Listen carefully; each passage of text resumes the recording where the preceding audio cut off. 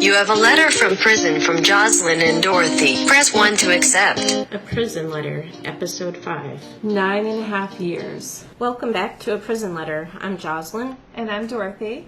Today we're going to read a letter about medical care in DOC. And my initial plan for today was to talk about death and dying and what it must be like while someone's incarcerated.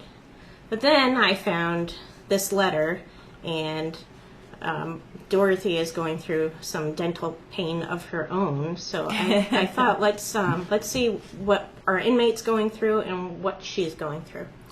And what's funny, normally Jocelyn reads the letters, and I don't know what the letter is said. And obviously Jocelyn knows what this letter says, but she is giving it to me to read.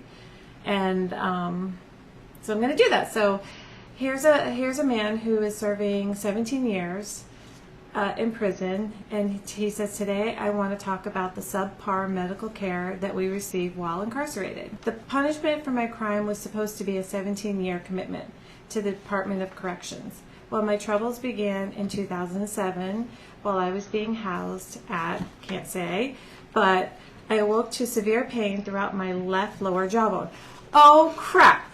That's not in the letter. Oh, crap. But I am going through the same thing, so I can totally relate to what he's saying. I have had some dental issues that, because of COVID, haven't been able to get taken care of. So he goes on to say, I was seen by dental immediately. However, all they did was take an x-ray, provide me with aspirin, and put me back in my cell to suffer. Guess what? Same thing happened to me, Mr. Prisoner. Oh, really? The same thing happened to you? You had to go back to your cell to suffer? Well, when you put it like that, I guess I don't have a bitch. But you know what? I want to be the victim right now. My tooth hurts and I've been quarantined with my family. So yeah, it's a cell. It's a cell. Aw, poor little victim, going home to her 3,000 square foot house. Hey, you know what, Jocelyn? I can relate to Martha Stewart. All right, let's get back to the letter. Okay. All right, let's regroup. Here we go. So, the same thing happened to me. In March, I went and had an x-ray, and they told me I needed a root canal, and they sent me home some ibuprofen and told me to wait it out, which I have been doing for just a few months. But he goes on to say, for over 6 years, I complained about the pain and swelling to no avail. So again, my personal experience is the same, thankfully not for 6 years, so I cannot even imagine what this poor man has been going through, because Is it painful? it's extremely painful, and it's the side of my face is now swelling up, and my head pounds constantly. There's no relief, and I've only had it for a few months, so to have it for 6 years, what the hell, Jocelyn? I know. So why can't this man get some help? He does go on to say, I was finally able to get a dentist to schedule an extraction for the impacted wisdom tooth after 9.5 years of pain and suffering. 9.5 years. So I have nothing to... That's a long time to wait for a dental appointment. I have nothing to bitch about. Yeah. Mine's from March. And I'll tell you what, I'm a big baby, but for this poor guy, 9.5 years? So what is going on that it took 9.5 years, or what can we do to get the ball rolling, to get these people some help? I have no idea. I know that they work really hard in medical. There's not nearly enough doctors, nurses, mental health providers in DOC. I think it would take a lot of funding, To get that? But people are really suffering. People are suffering in there. Right. And 9.5 years to deal with one issue. One issue, and I just can't imagine being in pain for that long. Right. I guess you get used to it, living with it, or it drives you crazy. Does he say that? Does he go crazy? He said he wasn't able to sleep or eat, but after the procedure, it did help him quite a bit. But for 9.5 years, he suffered for something. It was something, I don't know. I get dental is they don't have the people in there to do all the procedures. But think about it. What if you get an infection? What if that became infected, they didn't see him, and he gets an infection in his blood and dies? Like, that happens with dental stuff. Guess what? I went to my dentist this morning crying, and the dentist, with his great bedside manner, said, "Oh, we have to get that taken care of. You could spread to your brain and you could die." There you go. And I just thought, well, that's great. Why didn't we take care of this in March? But for him to go through 9.5 years, yeah, it can spread, and it can cause some really bad damage or death. Yeah, it's scary stuff. It is. What else? So he goes on to say, if it ain't one thing, it's another. 5 years ago, I noticed swelling at my right temple and put in a request for a sick call. It took a few days, but I was seen by the sick call nurse, who told me that the swelling would go down. Fast forward to 2019. Oh wow, so 5 years. 5 different doctors in 4 different facilities, and I am still dealing with blurred vision, headaches, and blinding pain in my right eye. It took me over 5 years to finally go to the hospital in order to find out I have lymphoma with a root that needs to be removed. I have been seen a couple of times, which that's great to know, yet I still have this lump or mass protruding from the side of my head. So this poor guy is obviously going through a lot of pain and suffering. He's probably holding his right jaw and then holding his left temple. Poor guy. Yeah, I just don't understand why it couldn't have been taken care of. I get that they're shorthanded. I get that. And there's plenty of people out there who do need health care. Yeah, there's a lot of people out there that need health care. Inmates need health care. You know, we have to start on the outside, too, diagnosing people properly. Right. You know, they're going in thinking they have, you know, a mental health issue. They're on all these meds. Come to find out they're not. They're misdiagnosed and they do well off of them. You know? Just put drugs and drugs and drugs into Yeah. them. So I think DOC is at a disadvantage because they don't have the inmate's medical background unless the inmate takes time to give it to them in its entirety. Right. And a lot of times when they come in, I don't think they're in the best state of mind. I don't know that, but I personally think I would feel like a little scared or shooken. So I think that they treat them like symptomatically. Like, this is your symptom, we're going to treat it. Just and, all, you know, benign, basic care. Yeah, 1, 2, kinda, 3. just like your dentist kind of blew it off at first. He did. So, He really did. Yeah. And you know what's funny? I'm sure you can count on both hands the number of people you know that complain about health issues and don't go to the doctor. And that's on them. I might be one of those people. You might be one of those people? Yeah. I'm sure we all have that in us a little bit. But here's someone who is asking for help and still not getting it. Yeah. So what does that say? That's just, he's being ignored. Well, he's being ignored, but the other thing is he is putting himself out there. He's vulnerable. He's asking for help. At some point he begs for help, and he does get it. Right. It shouldn't take that 9.5 years. But it shouldn't take someone's like medical condition to become grave before they really handle it. And I'm dealing with that as we speak, and it's sad, and I don't know the way around it. Right. It's just one obstacle after another, it seems like. Because maybe if 9.5 years ago he had the tooth taken care of, it might have just have been a filling. Who knows? Yeah. We don't know.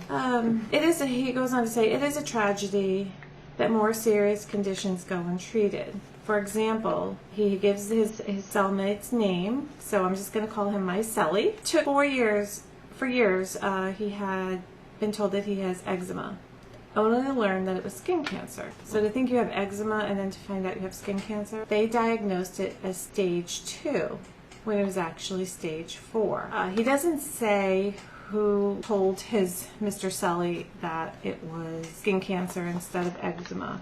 He does say that if it weren't for the handiwork of a jailhouse lawyer, Mr. Cellie would be dead today. So he was given a life-saving stem cell transplant and awarded a substantial amount of money. The cases are deliberate, indifference, misdiagnosed, and malpractice. That's a lot. It is a lot. He talks about a lot of things. I'm glad that, they finally figured out what he needed and they gave him that treatment. That's actually kind of surprising to me. But yeah, he doesn't say that's pretty much the end of his letter. He doesn't say. So he's just pointing out there's problems, right. And this is a big problem. Healthcare. It's a really big problem, and I can't imagine being in those doctors' shoes. When you have Yeah. hundreds of people, you have to see so many people. And then you're going to have people like complaining, you know. The drug or seekers. The drug seekers, or, you know, people making up their symptoms just It for has- extra human connection. It has to be overwhelming. It has to Yeah, be. I don't think and we can frustrating. blame. I don't think we can blame the health system wholly, but Oh, we can. you think so? Well, we Do you can. think they're doing well, all that they can do? Yes, I think they're doing all that they can do With the resources? with what they have, but somehow DOC has to get them help. Like, you can't expect a team of 5 to treat, you know, Right. 1,200 people. It's No, insanity. you can't. And I only know from my own personal experience that I have health insurance, and it's been a battle just for me, just from March. But I'm getting it taken care of in a couple of weeks, whereas he had to wait 9.5 years. So there is a delay in everyone's health care, but not 9.5 years worth. It's a long time. And then 5 years for his other condition. And the story isn't unlike, you know, probably hundreds of others that I've heard. Like that, you know, that's just how it is. And I don't know, is that part of the punishment? Is that part of going to jail? You don't get great health care? And it seems so inhumane and cruel. It does, especially if you're in there and there's really nowhere else. You don't have a choice. You don't have a choice. You can't change providers. We have that luxury of It is a luxury. getting a yeah. second opinion or going somewhere else. Or they, knowing when your appointment is. So, they don't know when their appointment is. no, So they're just told at any time. randomly called. Yeah. So, like, some people are very anxious, right? Like, they need to know when something's going to happen. Like, can you imagine being there and having no control over that, and you can't even know when it's happening? Yeah, I like to know when my appointments are. Yeah. So, what is the typical procedure if you have a problem? Well, I think typically there's a slip. It's a sick call slip, and they fill it out. They give it to the CO or counselor on their unit, and it goes down to medical, and medical. I'm guessing they must triage it somehow, like put it in some kind of order by, you know, importance. So then medical pulls the inmates, and that's how it goes. But sometimes, a lot of times, I've called and asked for some of my clients to be checked, and medical will go to their cell and they'll refuse it because they don't know why. Oh, the person you're trying to help will refuse the medical help? Yeah, not knowing why they're there.